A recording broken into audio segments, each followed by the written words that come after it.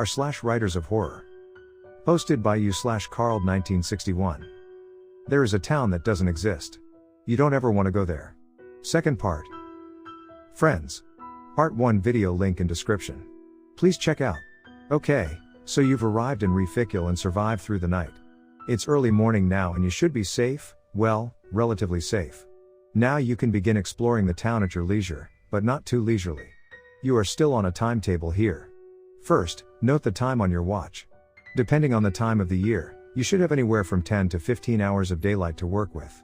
You'll want to wrap things up and get the hell out of Dodge before sunset, though. If you get caught in the town after dark, woe is you. It's not just the unseen welcome committee that accosted you in your car during the previous night that you have to worry about, either.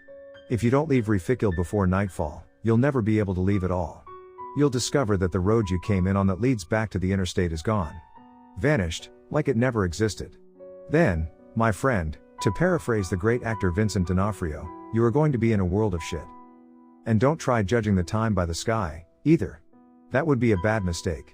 The day/night cycle in Refikul is rather unique, to put it mildly, and it gets dark there a hell of a lot quicker than it does in the normal world.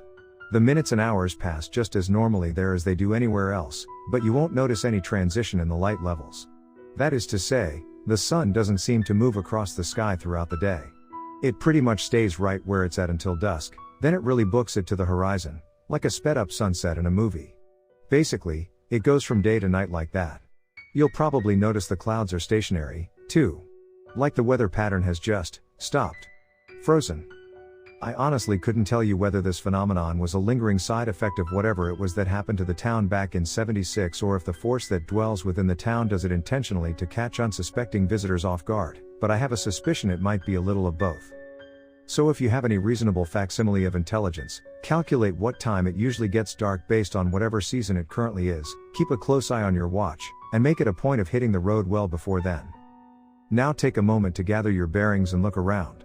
You'll find you're standing in the middle of what seems to be a main street in any small town in America. The street on either side of you is lined with small businesses, a general store, hardware store, diner, gas station, barber shop, post office, etc. Based on what you've heard so far, you're probably envisioning Refikul as something out of a Silent Hill movie, a creepy, long deserted ghost town with decrepit buildings falling into ruin. Grimy, broken windows, weather-beaten doors desolately swinging in the wind on squealing, unoiled hinges, paint peeling off the rotted siding of the stores, rusted cars abandoned in the streets. That couldn't be further from the truth. You'll be surprised by how pristine and clean everything seems. All the windows in the buildings will be spotless, all the paint will appear fresh and unblemished, all the metal handles and door knobs will gleam as if they've been recently polished. There won't be a missing shingle or a broken window or a crooked shutter dangling by a single rusted hinge in sight. Same with the cars parked along the street. Everything will be dated to the mid-1970s of course, but will seem new. As if you've traveled back in time. In a way, you have. It will look like a town that's still inhabited by people, but there won't be anyone in sight. Not a single person. The impression you will get is that everyone was still here until very recently. But the sight of the empty street and unoccupied buildings won't generate a sense of unease or fear. It could just be that everyone in town is gathered at some social function, a high school football game, a pitch-in church supper, whatever. If you didn't know any better, your initial impression of Refikul is that it's a perfectly normal, if unremarkable, small town like tens of thousands of others across the country. At a glance, it won't emanate an ominous or sinister atmosphere, no cloud of dread hanging over everything. In fact, on the surface, it might strike you as being pleasantly quaint, a charming, if rather banal, slice of idyllic, rural small-town Americana. This could be a town in a Norman Rockwell painting. The only thing that will seem unusual, well, apart from the frozen sky and unmoving sun, is how utterly silent the town is. Dead silent. Strain your ears and listen. You won't detect a single sound. And then you will slowly realize how thoroughly lifeless the town is. It's not just the absence of people, it's the absence of every single living creature. You won't hear bird cries or the sound of a dog barking. Not even the buzzing of a fly. Just an eerie, unnatural, endless silence. And then you will understand that at this moment, you are the only living soul in the entire town of Refikul. Check your watch again. Then approach one of the buildings. The general store, for instance. As you get closer, you'll notice that the ads taped inside the store windows appear as if they had been printed just the day before. the ink fresh and unfaded. Try the knob and you'll find it unlocked.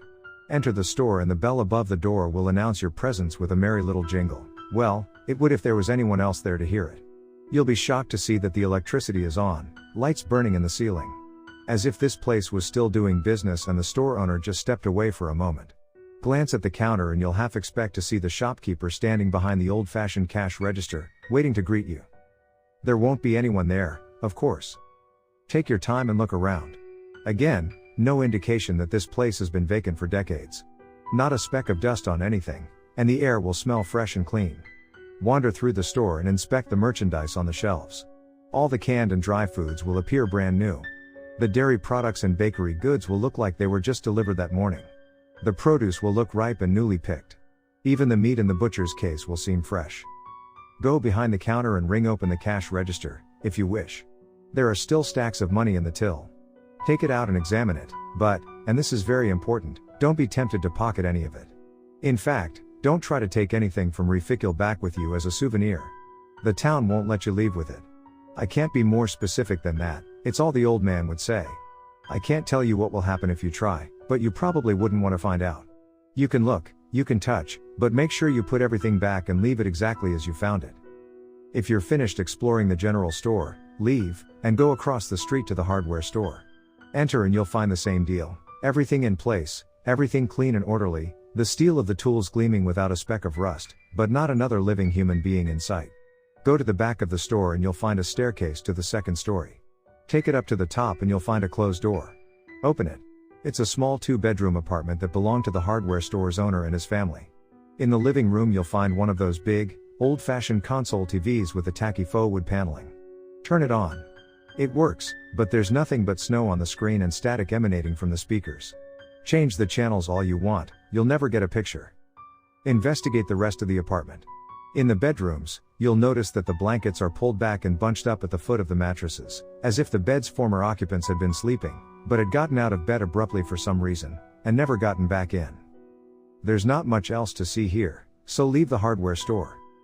You can explore the rest of the buildings all you want, but it's the same story in all of them. Everything right where it should be, nothing out of place, nothing amiss, just no people. Now check your watch, and if you've still got plenty of time, you can push on further into town. Or, if you're satisfied, you can hop back in your car and head back for the interstate. It's all up to you. Are you content with your tour of Reficule? Have you seen enough to satisfy your curiosity? Are you willing to leave without seeing any more? Maybe you're scared that if you keep looking, you're going to see something you don't want to. Learn secrets you weren't meant to know.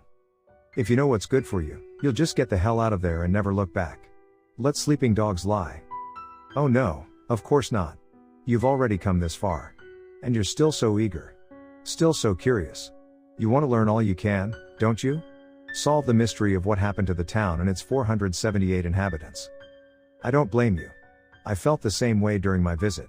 Of course, if I could do it all over again, I would get back in my car and make that fucking cursed, godforsaken town a memory right then and there. But hindsight is 20/20, as they say. Don't worry, nothing will happen to you if you choose to continue exploring the town. Nothing can hurt you, provided you get out of there before it gets dark. But if you keep probing for the truth, you might just find it. And if you do, you will regret it. You might leave Reficule physically unharmed, but I can't guarantee you won't be scarred mentally. Oh, you still want to go on? Alright then, but don't say I didn't warn you. Let's proceed.